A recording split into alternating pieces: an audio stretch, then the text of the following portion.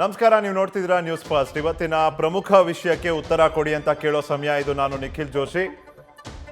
ಹೊಸ ತಳಿ ಒಂದು ಡೆಲ್ಟಾ ಪ್ಲಸ್, ಇದನ್ನ ವೇರಿಯಂಟ್ ಆಫ್ ಕನ್ಸರ್ನ್ ಅಂದ್ರೆ ಎಚ್ಚರಿಕೆ ಕಾಳಜಿ ವಹಿಸಬೇಕಾದ ಒಂದು ತಳಿ ಅಂತ ವರ್ಗೀಕರಿಸಲಾಗಿದೆ. ಕೇಂದ್ರ ಸರ್ಕಾರ ಇದನ್ನ ಕ್ಯಾಟಗರೈಸ್ ಮಾಡಿದ್ದಾರೆ ವೇರಿಯಂಟ್ ಆಫ್ ಕನ್ಸರ್ನ್ ಅಂತ. ಇಲ್ಲಿವರೆಗೂ ಇದನ್ನ variant of interest, variant under investigation ಅಂತಿತ್ತು. ಅಂದ್ರೆ ಇದ್ರ ಬಗ್ಗೆ ನಾವು ಇನ್ನು ತನಿಖೆ ಮಾಡ್ತಿದ್ದೀವಿ, ಇದ್ರ ಬಗ್ಗೆ ಒಂದು ಆಸಕ್ತಿ ವಹಿಸಿದ್ದೀವಿ ಅನ್ನೋ ಒಂದು ದರ್ಜೆ ಇತ್ತು ಇದಕ್ಕೆ. ಆದರೆ ನಿನ್ನೆ ರಾತ್ರಿ ಇದನ್ನ ವೇರಿಯಂಟ್ ಆಫ್ ಕನ್ಸರ್ನ್ ಅಂತ ಇದನ್ನ ಕ್ಯಾಟಗರೈಸ್ ಮಾಡಲಾಗಿದೆ. ಯಾಕೆ ಅಂದರೆ 3 ರಾಜ್ಯಗಳಲ್ಲಿ ಈ ಒಂದು ತಳಿಯ ಪ್ರಕರಣಗಳು ಹೆಚ್ಚಾಗಿ ಕಂಡು ಬಂದಿದೆ.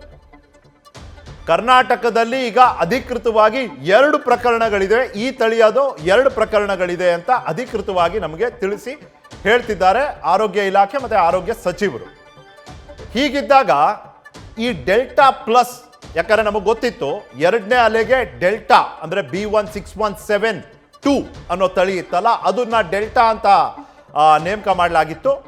ಅದು 2ನೇ ಅಲೆಗೆ ಕಾರಣವಾಗಿತ್ತು. ಡೆಲ್ಟಾ ಪ್ಲಸ್ 3ನೇ ಅಲೆಗೆ ಕಾರಣವಾಗುತ್ತಾ ಅನ್ನೋ ಒಂದು ಆತಂಕದಲ್ಲಿ ಇವತ್ತು ನಾವು ಇದ್ದೀವಿ. ಚರ್ಚೆಯ ವಿಷಯ ಅಪಾಯಕಾರಿ ಡೆಲ್ಟಾ ಪ್ಲಸ್. ಇನ್ನು ಈ ಚರ್ಚೆಯ ವಿಷಯದ ಪ್ರಮುಖ ಪ್ರಶ್ನೆಗಳನ್ನ ನೋಡೋಣ. ಡೆಲ್ಟಾ ಪ್ಲಸ್ ತಳಿ ವೇರಿಯಂಟ್ ಆಫ್ ಕನ್ಸರ್ನ್ ಎನ್ನಲು ಕಾರಣವೇನು? ಅಂದ್ರೆ ಈಗ ಪ್ರಕರಣಗಳ ಸಂಖ್ಯೆ ಕೂಡ ಇಡೀ ದೇಶದಲ್ಲಿ ನಮಗೆ ಗೊತ್ತಿರೋ ಹಾಗೆ 40 ಇರುವಂಥದ್ದು. 40 ಇದ್ದಾಗಲೂ ಕೂಡ ಇದನ್ನ ವೇರಿಯಂಟ್ ಆಫ್ ಕನ್ಸರ್ನ್ ಅಂತ ಯಾಕೆ ಕ್ಯಾಟಗರೈಸ್ ಮಾಡಿದೆ ಸರ್ಕಾರ? ಹಿಂದಿನ ತಳಿಗಳಿಗೂ ಇದಕ್ಕೂ ಇರುವ ವ್ಯತ್ಯಾಸಗಳ ಬಗ್ಗೆ ಏನಂತಾರೆ ತಜ್ಞರು? ರೂಪಾಂತರ ಅಂದ್ರೆ ಇದ್ದಂಥ ಒಂದು ತಳಿಯಿಂದ ಮತ್ತೊಂದು ರೂಪವನ್ನ ಪಡ್ಕೊಳ್ಳೋದೇ ರೂಪಾಂತರ ಅಲ್ವಾ? ಇದು ಡೆಲ್ಟಾ ಅಂದ್ರೆ B1617 ತಳಿಯ ಮತ್ತೊಂದು ರೂಪ ಅಂತ ಹೇಳೋದೇ ಆದರೆ, ಹಿಂದಿನ ತಳಿಯಲ್ಲಿತ್ತು ಆಪತ್ತು, ನೋಡಿದ್ವಲ್ಲ, ಅದನ್ನೆಲ್ಲ ಅನುಭವಿಸಿದೀವಿ ನಾವು. ಅದರ ರೂಪಾಂತರ ಅಂದ್ರೆ ಇದರಲ್ಲೂ ಇದೆ ಅಲ್ವಾ ಆಪತ್ತು? ಏನಂತಾರೆ ತಜ್ಞರು?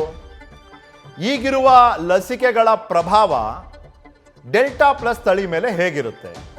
ಯಾಕಂದ್ರೆ ಡೆಲ್ಟಾ ಪ್ಲಸ್ ಬಗ್ಗೆ ಬಹಳ ಸ್ಪಷ್ಟವಾಗಿ ಕೇಂದ್ರ ಆರೋಗ್ಯ ಸಚಿವಾಲಯ ಹೇಳಿರುವಂಥದ್ದು, ನೋಡ್ರಪ್ಪ, ಇದ್ರದ್ದು ಹರಡುವಿಕೆಯ ಸಾಮರ್ಥ್ಯ ಬಹಳ ಹೆಚ್ಚಿದೆ, ಹಿಂದಿನ ತಳಿಗೂ ಜಾಸ್ತಿ ಹರಡುವಿಕೆಯ ಸಾಮರ್ಥ್ಯ ಇದರಲ್ಲಿದೆ.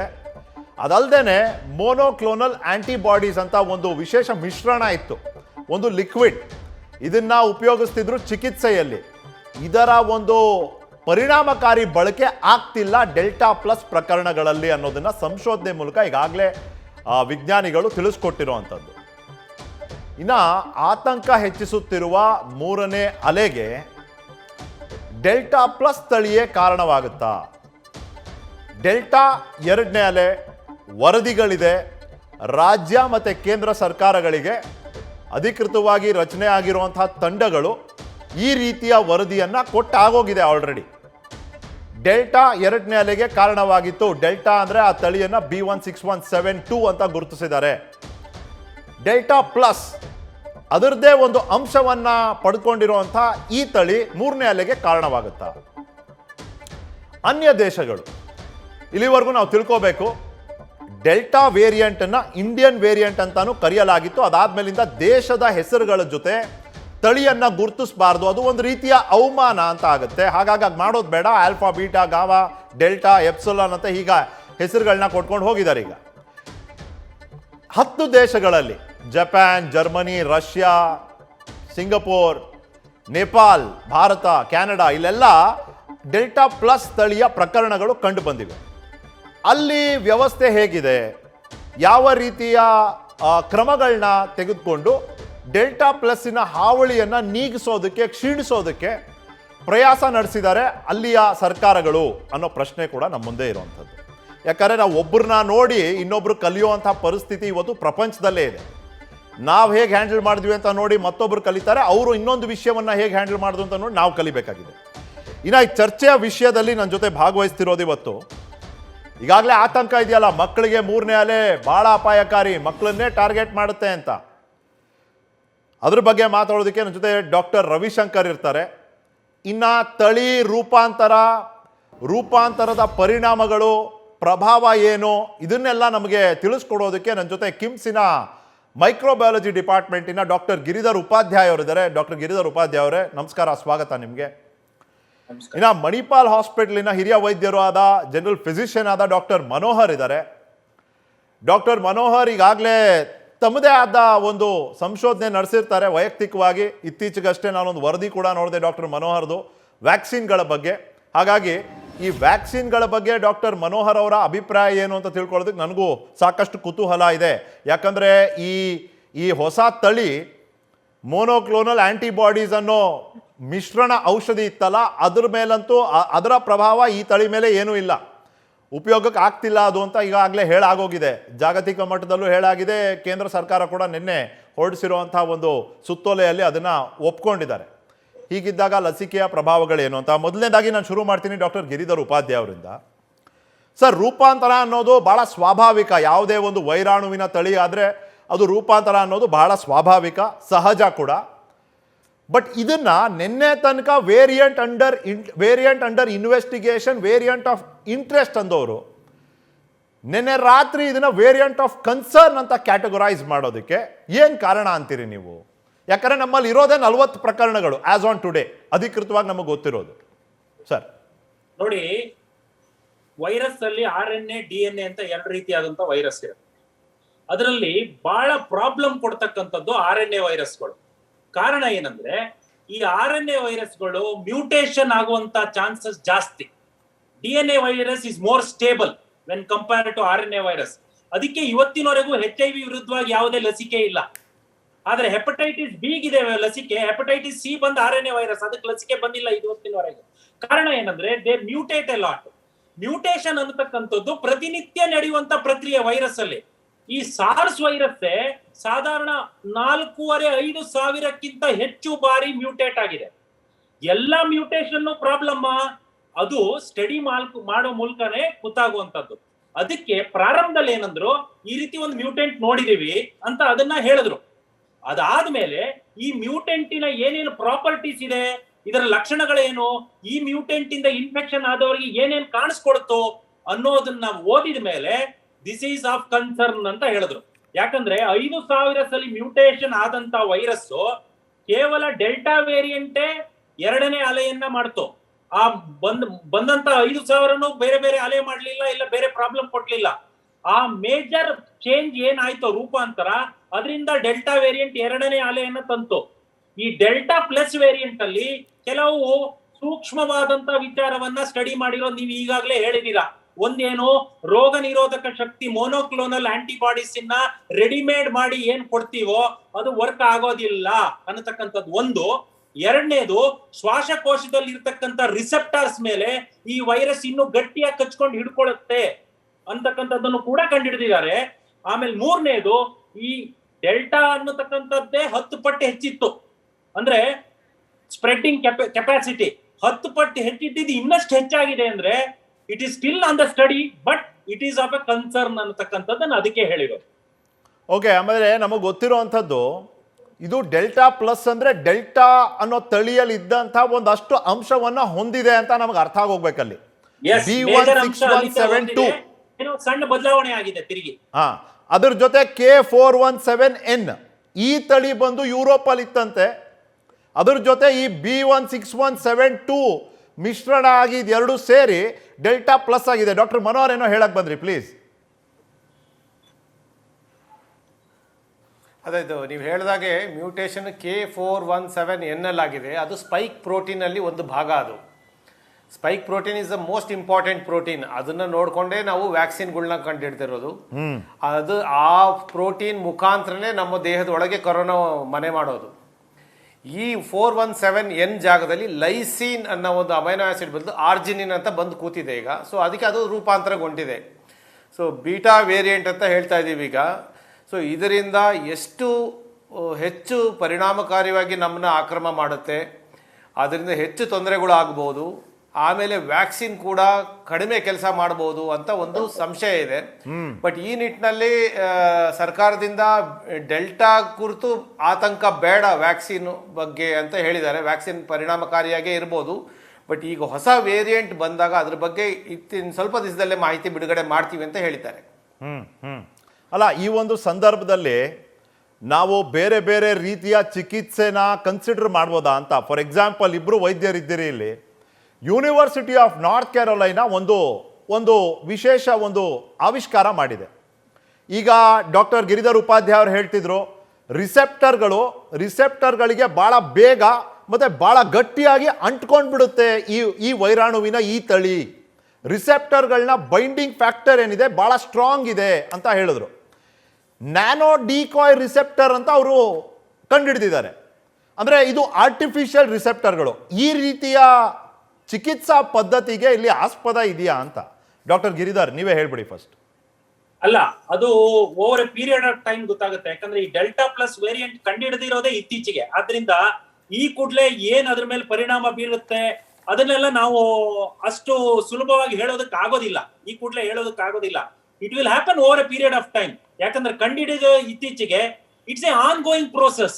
ಈ ವೈರಸ್ ಈ ಸಲ ಬಂದಂತ ಮಹಾಮಾರಿ ಇದೆಯಲ್ಲ, ಇವತ್ತು ಒಂದ್ ರೀತಿ ಇದ್ರೆ ನಾಳೆ ಇನ್ನೊಂದು ರೀತಿಯಾದಂತ ಏನೋ ಒಂದು ಟ್ರೀಟ್ಮೆಂಟ್ ಸ್ಟಾರ್ಟ್ ಮಾಡ್ಬೇಕು, ಇನ್ನೊಂದು ರೀತಿಯಂತ ಡಯಾಗ್ನೋಸಿಸ್ ಮಾಡ್ಬೇಕು.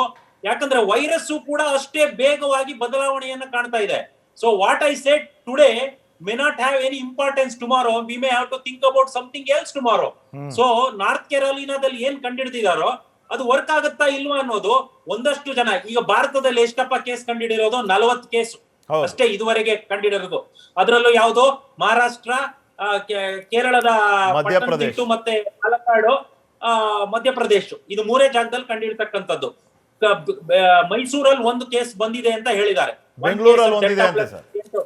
ಅಲ್ಲ, ಬೆಂಗಳೂರಲ್ಲೂ ಒಂದಿದೆ. ಈಗ ಅಂದ್ರೆ ಇಟ್ಸ್ ಎ ಫಾಸ್ಟ್ ಸ್ಪ್ರೆಡಿಂಗ್ ಅಂತ ಹೇಳಿದ್ರೆ ಸಿಕ್ಕೇ ಸಿಗತ್ತೆ ನಿಮಗೆ. ಅದ್ರಲ್ಲಿ ಏನ್ ಆಶ್ಚರ್ಯ ಪಡಬೇಕಾಗಿದ್ದಿಲ್ಲ. ಆದ್ರೆ ಏನ್ ಟ್ರೀಟ್ಮೆಂಟ್ ಆ ಪ್ರೋಟೋಕಾಲ್ ಚೇಂಜ್ ಮಾಡ್ಬೇಕಾದ್ರೆ it will take some time. Suddenly they won't change everything. Over a period of time the clinicians will study, ಓದ್ತಾರೆ ಅದ್ರ ಬಗ್ಗೆ ಇನ್ನಷ್ಟು ಮಾಹಿತಿ ತಗೊಳ್ತಾರೆ. ಮಾಹಿತಿ ತಗೊಂಡು ಏನು ಬದಲಾವಣೆಗಳನ್ನು ಮಾಡಬೇಕು ಅನ್ನೋದನ್ನ ಅವ್ರು ಡಿಸೈಡ್ ಮಾಡಿ, ಗವರ್ಮೆಂಟ್ ಆಫ್ ಇಂಡಿಯಾ ಏನಾದ್ರೂ ಅದ್ರಲ್ಲಿ ಬದಲಾವಣೆ ಬೇಕು ಅಂದ್ರೆ ಅದನ್ನ ಅವರ ಪ್ರೋಟೋಕಾಲ್ ಅಲ್ಲಿ ಅಳವಡಿಸ್ತಾರೆ ಅದನ್ನ. ಈಗ ಒಂದು ಮಾತಂದ್ರಲ್ಲ ಡಾಕ್ಟ್ರೆ, ಬಹಳ ಇಂಪಾರ್ಟೆಂಟ್ ಇದು. ಯಾಕಂದ್ರೆ ಇಲ್ಲಿವರೆಗೂ 10-12 ಔಷಧಿ ಪಟ್ಟಿ ಸಾಧಾರಣವಾಗಿ ಎಲ್ಲರೂ ವಾಟ್ಸ್ಆ್ಯಪು ಫೋನ್ಗಳಲ್ಲಿ ಹರಿದಾಡ್ತಿತ್ತು. ಎಲ್ರೂ ತಮಗೆ ತಾವು ಮೆಡಿಸಿನ್ಗಳು ತೊಗೊಂಡ್ಬಿಟ್ರು. ಆಗ ಇಮ್ಯೂನ್ ಎಸ್ಕೇಪ್ ಅಂತ ಒಂದು ಕಾನ್ಸೆಪ್ಟ್ ಇದೆ, ನಿಮಗೆ ಗೊತ್ತಿದೆ. ಅದು ಔಷಧಿಯ ಪ್ರಭಾವ ವೈರಾಣುವಿನ ಮೇಲೆ ಬಿದ್ದಾಗ ವೈರಾಣುವನ್ನು ಕರೆಕ್ಟಾಗಿ ಹ್ಯಾಂಡಲ್ ಮಾಡೋಕ್ಕೆ ಆಗದೆ ಇದ್ರೆ ವೈರಾಣು ಇನ್ನೊಂದು ಸ್ವರೂಪ ಪಡ್ಕೊಂಡ್ಬಿಡುತ್ತಲ್ಲಿ. This is also a possible reason for mutation. Doctor Manohar, ಇಲ್ಲಿವರೆಗೂ ನಾವು ಐವರ್ಮೆಕ್ಟಿನ್ನು, ಅದೇನೋ ಹೈಡ್ರಾಕ್ಸಿಕ್ಲೋರೋಕ್ವಿನ್ನು, ಫ್ಯಾಬಿಫ್ಲೂ ಸಿಕ್ಕಿದೆಲ್ಲ ಯಾರೋ ಹೇಳಿದ್ರು, ಒಂದು ಲಿಸ್ಟ್ ಬಂತು ಅಂದರೆ ತೊಗೊಂಡ್ಬಿಡೋದು. ಇದರ ಪರಿಣಾಮ ನಾವು ಇವತ್ತು ಎದುರಿಸ್ತಾ ಇದ್ದೀವ ಅನ್ನೋ ಪ್ರಶ್ನೆ ಕೂಡ. ಡಾಕ್ಟರ್ ಮನೋಹರ್, ನಿಮ್ಮ ಅಭಿಪ್ರಾಯ? ಡಾಕ್ಟರ್ ಗಿರಿಧರ್ ಅವರು ಭಾಳ ಚೆನ್ನಾಗಿ ಹೇಳಿದ್ರು. ಇದೊಂದು ವೈರಸ್ಸು ಮಾಯಾ ಮೃಗ ಇದ್ದಂಗೆ. ಇವತ್ತು ನಾವು ತಿಳ್ಕೊಂಡಿರೋದು ನಾಳೆ ತಪ್ಪು ಅಂತ ಅನಿಸ್ಬಿಡ್ತಾ ಇರುತ್ತೆ.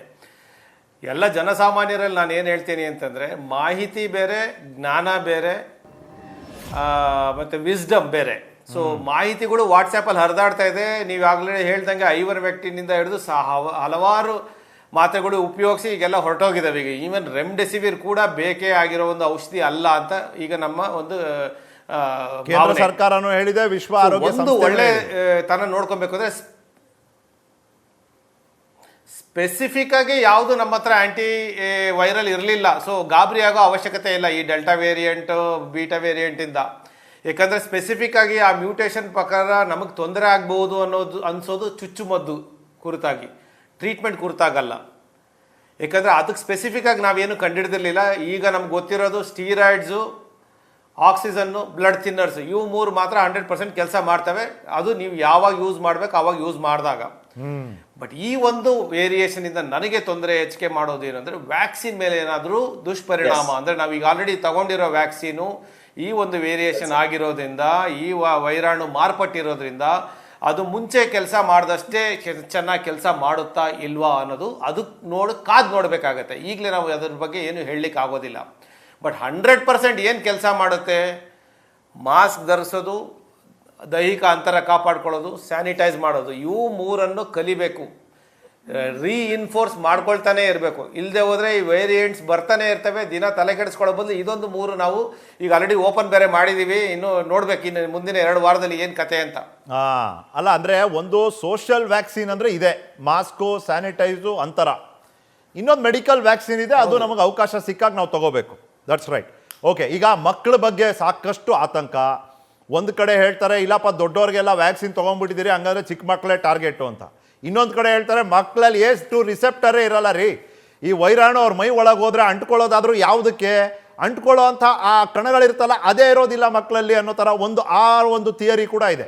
ಅದ್ರ ಬಗ್ಗೆ ನಾನು ತಿಳ್ಕೊಳ್ಳೋದಕ್ಕೆ ಡಾಕ್ಟರ್ ರವಿಶಂಕರ್ ಅವ್ರನ್ನ ಇನ್ವೈಟ್ ಮಾಡಿದೆ ಇವತ್ತು. ಡಾಕ್ಟರ್ ರವಿಶಂಕರ್ ಅವರು ಇಂಡಿಯನ್ ಅಕಾಡೆಮಿ ಆಫ್ ಪೀಡಿಯಾಟ್ರಿಕ್ಸ್ ಅಂದರೆ ಒಂದು ರಾಷ್ಟ್ರೀಯ ಮಟ್ಟದ ಮಕ್ಕಳ ಚಿಕಿತ್ಸಾ ತಜ್ಞರ ಒಂದು ಸಮೂಹ ಅಂದರೆ ತಪ್ಪಾಗ್ಲಿಕ್ಕಿಲ್ಲ. ಅದರಲ್ಲೂ ಕರ್ನಾಟಕ ಚಾಪ್ಟರಿನ ಇನ್ಫೆಕ್ಷಸ್ ಡಿಸೀಸಸ್ ಚಾಪ್ಟರಿನ ಪ್ರೆಸಿಡೆಂಟ್ ಇದ್ದಾರೆ ಅವರು. ನಮಸ್ಕಾರ ಡಾಕ್ಟರ್ ರವಿಶಂಕರ್, ಸ್ವಾಗತ ನಿಮಗೆ. Thank you for your time. Doctor Ravishankar, ಈಗ ಮಕ್ಕಳ ಬಗ್ಗೆ ವಿಶೇಷವಾದ ಒಂದು ಆತಂಕ ಇದೆ. ಕಳೆದ ಒಂದಷ್ಟು ದಿವಸದಿಂದ ಒಂದು ದಿವಸ ಇದೆ ಅಂತಾರೆ, ಒಂದು ದಿವಸ ಆತಂಕ ಇಲ್ಲ ಅಂತಾರೆ, ಒಂದು ದಿವಸ ಮಕ್ಕಳೇ ಟಾರ್ಗೆಟ್ಟು, ಆ ರೀತಿ ಇಲ್ಲ. ಈ ಗೊಂದಲ ಇದೆ. ಮತ್ತು ಇವಾಗ ಅತಿ ಹೆಚ್ಚು ಗೊಂದಲ ಆಗಿರೋದು ಯಾಕಪ್ಪ ಅಥವಾ ಆತಂಕ ಮೂಡಿರೋದು ಯಾಕಪ್ಪ ಅಂದರೆ B161.721 delta plus R AY1 ಅನ್ನೋ ತಳಿ ಇದೆಯಲ್ಲ, ಇದನ್ನ ವೇರಿಯಂಟ್ ಆಫ್ ಕನ್ಸರ್ನ್ ಅಂದ್ಬಿಟ್ಟಿದ್ದಾರೆ. So we are all obviously very concern. Doctor, ನಿಮ್ಮ ಅಭಿಪ್ರಾಯ ಏನಿದ್ರ ಬಗ್ಗೆ? ಹೌದು. ಈಗ ಬಂದಿರೋ ಹೊಸ ತಳಿ ಬಗ್ಗೆ ನಮಗೆ ಏನು ಗೊತ್ತಿಲ್ಲ, ಯಾಕೆಂದರೆ ಇತ್ತೀಚೆಗೆ 1 ವಾರದಿಂದ ಅದು ಚೇಂಜ್ ಆಗಿರೋ ವೇರಿಯಂಟ್ ಅಂತ ಏನು ಹೇಳ್ತೀವಿ ಅದು. ಈಗ ಇವತ್ತು ಸುಧಾಕರ್ ಮಿನಿಸ್ಟರ್ ಅವರು ಹೇಳಿದ್ದಾರೆ, ಬೆಂಗಳೂರಿನಲ್ಲೂ ಸಹ ಒಂದು ಕೇಸ್ ಸಿಕ್ಕಿದೆ, ಔಟ್ಸೈಡ್ ಬೆಂಗಳೂರಲ್ಲೂ ಒಂದು ಸೈಡ್ ಕರ್ನಾಟಕದಲ್ಲೂ 2 ಕೇಸ್ ಸಿಕ್ಕಿದೆ ಅಂತ ಅವ್ರು ಹೇಳಿದ್ದಾರೆ. ಸೊ ಇದ್ರ ವೇರಿಯಂಟ್ ಏನಾಗುತ್ತೆ ಅಂತ ಗೊತ್ತಿಲ್ಲ. ಬಟ್ ಏನು ಅಂತಂದ್ರೆ ನಾವೀಗೇನು ನೋಡ್ತಾ ಇದೀವಿ ಅಂದರೆ ವೇರಿಯಂಟ್ ಬಂದಾಗಲೆಲ್ಲ ಅದ್ರದ್ದು ಇನ್ಫೆಕ್ಷನ್ ರೇಟು ಜಾಸ್ತಿ ಆಗ್ತಾ ಹೋಗುತ್ತೆ, ಅಂದರೆ ಫಾಸ್ಟಾಗಿ ಇನ್ಫೆಕ್ಷನ್ ಆಗುತ್ತೆ ಒಂದು. ಆಮೇಲೆ ಈಗ ತಾನೇ ಏನು ಇಲ್ಲದೇ ಇರೋರು ಸಹ ಮತ್ತೆ ಬರೋ ಮತ್ತೆ ಅವರಿಗೆ ಇನ್ಫೆಕ್ಷನ್ ಆಗೋ ಚಾನ್ಸಸ್ ಅನ್ನ ಇರ್ತದೆ. ಸೊ ಆ ರೀತಿಯನ್ನು ನಾವು ಅದನ್ನು ಕಂಡ್ಕೊಳ್ತಾ ಇದ್ದೇವೆ. ಮಕ್ಕಳಲ್ಲಿ ನೀವು ಹೇಳಿದ ಹಾಗೇನೆ ACE ರಿಸೆಪ್ಟಾರ್ ಮೂಲಕ ವೈರಸ್ ನಮ್ಮ ದೇಹದೊಳಗೆ ಎಂಟರ್ ಆಗುತ್ತೆ. ಅದು ಇದಾಗಲೇ ಸಿದ್ಧವಾಗಿರೋ ಒಂದು ಸಿದ್ಧಾಂತ. ಸೊ ಆದರೆ ಮಕ್ಕಳಲ್ಲಿ ಅದು ಇರಲ್ವಾ ಅಂದರೆ ಇರುತ್ತೆ. ಈಗ ತಾನೇ ಹುಟ್ಟಿರೋ ಮಕ್ಕಳಲ್ಲೂ ಇರುತ್ತೆ. ಯಾಕೆಂದರೆ ನಾವು ಎಷ್ಟೋ ಅಂತಲ್ಲ, ಒಂದು ಕೆಲವು ಮಕ್ಕಳಲ್ಲಿ ಆಲ್ರೆಡಿ ಹುಟ್ಟಿರೋ ಮಕ್ಕಳಲ್ಲೂ ಸಹ ಒಂದು 5-6 ಮಕ್ಕಳಲ್ಲಿ ಅದನ್ನು ಆಲ್ರೆಡಿ ಕಂಡಿದ್ದೀವಿ. ಸೊ ಇಲ್ಲ ಅಂತ ಅಲ್ಲ, ಇರುತ್ತೆ. ಆದರೆ ಇಲ್ಲಿ ಏನು ಅಂತಂದರೆ ದೊಡ್ಡವರಿಗೂ ಮತ್ತು ಸಣ್ಣವರಿಗೂ ಕಂಪೇರ್ ಮಾಡಿದಾಗ ಏನಾಗುತ್ತೆ ಅಂತಂದರೆ ಸಿವಿಯಾರಿಟಿ ಅಂತ ಏನು ಹೇಳ್ತೀವಿ ಅದು ಕಮ್ಮಿ ಇರುತ್ತೆ. ಸೊ ಕೋವಿಡ್ ದೊಡ್ಡವರಲ್ಲಿ ಇಡೀ ರೆಸ್ಪಿರೇಟರಿ ಟ್ರ್ಯಾಕ್ಟು, ಲಂಗ್ಸು ಎಲ್ಲ ಕಡೆ ಇರೋದ್ರಿಂದ ಎಲ್ಲ ಕಡೆ ವೈರಸ್ ಅಟ್ಯಾಚ್ ಆಗಿ ಇಡೀ ಜಾಸ್ತಿ ಸೆಲ್ಸ್ಗಳನ್ನು ಅಟ್ಯಾಕ್ ಮಾಡೋದ್ರಿಂದ ಜಾಸ್ತಿ ಸಿವಿಯಾರಿಟಿ ಆಗ್ತದೆ. ಮಕ್ಕಳಲ್ಲಿ ಏನಾಗ್ತದೆ, ಅದು ಸ್ವಲ್ಪ ಮೂಗಲ್ ಇರ್ಬೋದು, ಅಥವಾ ಸ್ವಲ್ಪ ಹೌದು ಅಂದರೆ ಸ್ವಲ್ಪ ಟ್ರೇಕ್ಯ ಇಲ್ಲಿ ತನಕ ಬರ್ಬೋದು, ಗಂಟ್ಲು ತನಕ ಇರ್ಬೋದು, ಅಥವಾ ಸ್ವಲ್ಪ ಅಲ್ಲಿ ಇಲ್ಲಿ ಇರಬಹುದು. ಅಷ್ಟು ಜಾಗದಲ್ಲೇ ಅಫೆಕ್ಟ್ ಆಗಿರೋದ್ರಿಂದ ಕೆಮ್ಮು, ನೆಗಡಿ, ಶೀತ, ಜ್ವರಗಳು ಈ ಥರ ಬರೋ ಚಾನ್ಸಸ್ ಜಾಸ್ತಿ ಇರುತ್ತೆ. ಇದು ಹೇಗೆ ಗೊತ್ತಾಗುತ್ತೆ ಅಂದರೆ ಫಸ್ಟ್ ವೇವ್ ಬಂದಾಗ ಈಗಾಗಲೇ ಒಂದು ಬಂದಿರೋ ಸ್ಟಡಿ ಪ್ರಕಾರ ಫಸ್ಟ್ ವೇವಲ್ಲಿ 4.5% 4.5% ಶೇಕಡಾವಾರು ಮಕ್ಕಳಲ್ಲಿ ಅಫೆಕ್ಟ್ ಆಗಿತ್ತು. ಆವಾಗ ಅದಿನ್ನು ನಿಜವಾದ ಏನಂತೀರಿ ಒರಿಜಿನಲ್ ಕೋವಿಡ್ ವೈರಸ್ಸು. 2ನೇ ವೇವ್ ಬಂದಾಗ ಯಾವಾಗ ಅದು ತಳಿ ಚೇಂಜ್ ಆಯಿತು, ಮ್ಯೂಟೆಂಟ್ ಆಯಿತು, ಆವಾಗ ಮಕ್ಕಳಲ್ಲಿ ಅಫೆಕ್ಟ್ ಆಗಿರೋ ಶೇಕಡಾವಾರು ಎಷ್ಟು ಅಂದರೆ 10.5% ಆಗಿದೆ, ಅಂದರೆ ಡಬಲ್ ಆಗಿದೆ. ಸೊ ಇದರ ಅರ್ಥ ಏನು ಅಂತಂದರೆ ಮಕ್ಕಳಲ್ಲಿ ಇನ್ಫೆಕ್ಷನ್ ರೇಟು ಜಾಸ್ತಿ ಆಗಲ್ಲ ಅಂತಲ್ಲ, ಆದರೆ ದೊಡ್ಡವರಲ್ಲಿ ಏನು ಕಾಣ್ತಾ ಇದ್ದೀವಿ ಆ ಸಿವಿಯಾರಿಟಿ ಅನ್ನೋದು ಇಲ್ಲದೆ ಇರಬಹುದು. ಅದು ಒಂದು. 2ನೇದು ಏನು ಅಂತಂದರೆ ಈಗಾಗಲೇ ಡೆಲ್ಲಿಯಿಂದ ಮೊನ್ನೆ ಒಂದು ಸ್ಟಡಿ ಬಂತು. ಅದೇ ರೀತಿ ನಮ್ಮ ಹಾಸ್ಪಿಟಲ್ ಒಂದು 100 ಮಕ್ಕಳಲ್ಲಿ ಒಂದು ಸ್ಟಡಿಯನ್ನು ಮಾಡಿದ್ವಿ ನಾವು.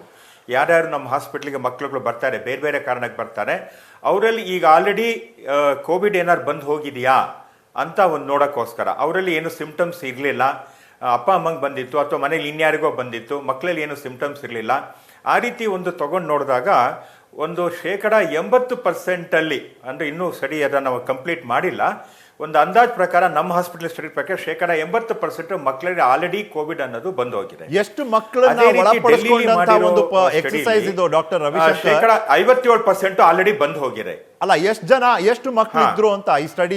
ಆದ್ರಿಂದ ಥರ್ಡ್ ವೇವ್ ಅನ್ನೋದು ಮಕ್ಕಳಲ್ಲಿ ಜಾಸ್ತಿ ಬರುತ್ತಾ ಅನ್ನೋದು ಒಂದು ಬಿಗ್ ಪ್ರಶ್ನೆ ಅಷ್ಟೇನೆ. ಅಲ್ಲ ಡಾಕ್ಟರ್ ರವಿಶಂಕರ್, ಎಷ್ಟು ಜನ ಮಕ್ಕಳನ್ನ ನೀವು ಈ ಎಕ್ಸರ್ಸೈಸ್ ಅಲ್ಲಿ ಒಳಪಡಿಸ್ಕೊಂಡಿದ್ರಿ ಅಂತ? ನಾವು 100 ಜನ ಮಕ್ಕಳು ಅಂತ ತಗೊಂಡ್ವಿ. 100 ಜನ ಮಕ್ಕಳು ಅಂತ ತಗೊಂಡ್ವಿ. ಸೊ ಈಗ ಒಂದು 80 ಮಕ್ಕಳೇನೋ ಆಗಿದ್ದಾರೆ. ಅಂದ್ರೆ ನಮ್ಮ ಹಾಸ್ಪಿಟ್ಲಿಗೆ ಯಾರು ಬರ್ತಾರೆ ಅವ್ರಿಗೆ ನಾವು ಔಟ್ಸೈಡ್ ಹೋಗಿ ಮನೆಗೆ ಹೋಗಿ ಆ ಥರ ಏನು ಮಾಡಲಿಲ್ಲ. ಯಾರು ಬರ್ತಾರೆ ಅದರಲ್ಲಿ ಯಾರು ವಿಲ್ಲಿಂಗ್ ಇದ್ದಾರೆ ಅದು ಸಹ ಇಂಪಾರ್ಟೆಂಟ್. ಕೆಲವು ಪೇರೆಂಟ್ಸ್ಗಳು ಅಯ್ಯೋ ಬೇಡ ಡಾಕ್ಟ್ರೆ ಯಾಕೆ ಸುಮ್ಮನೆ ಹೆದರಿಕೆ ಆಗತ್ತೆ ನಮಗೆ ಅಂತ ಹೇಳಿ ರೆಫ್ಯೂಸ್ ಮಾಡಿದವರು ಇದ್ದಾರೆ. ಯಾರು ಒಪ್ಕೊಂಡು ಈ ಸ್ಟಡಿಲಿ ಇನ್ವಾಲ್ವ್ ಆದ್ರು ಅವರಲ್ಲಿ 80% ಆಲ್ರೆಡಿ ಮಕ್ಕಳಲ್ಲಿ ಬಂದು ಹೋಗಿದೆ.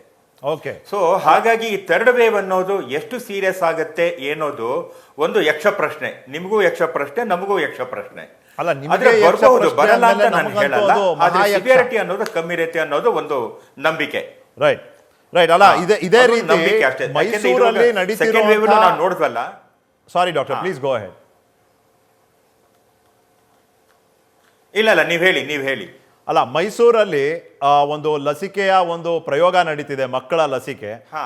ಅಲ್ಲಿ ಕರೆಸಿದಂತ 53 ಮಕ್ಕಳಲ್ಲಿ ಹೌದು. 23 ಮಕ್ಕಳಲ್ಲಿ ಆಲ್ರೆಡಿ ಆಂಟಿಬಾಡೀಸ್ ಇದ್ವು. ಹೌದು. ರೋಗ ನಿರೋಧಕ ಆ ಶಕ್ತಿ ಏನಿರುತ್ತೆ ಬಂದೋಗ್ಬಿಟ್ಟಿದೆ. ಅದು ಬಂದು ಹೋಗ್ಬಿಟ್ಟಿದೆ ಅಂತ ಅಲ್ಲಿ ಗೊತ್ತಾಯ್ತು ನಮ್ಗೆ. ಸೊ ನೀವ್ ಹೇಳ್ತಿರೋದಕ್ಕೂ ಹೌದು.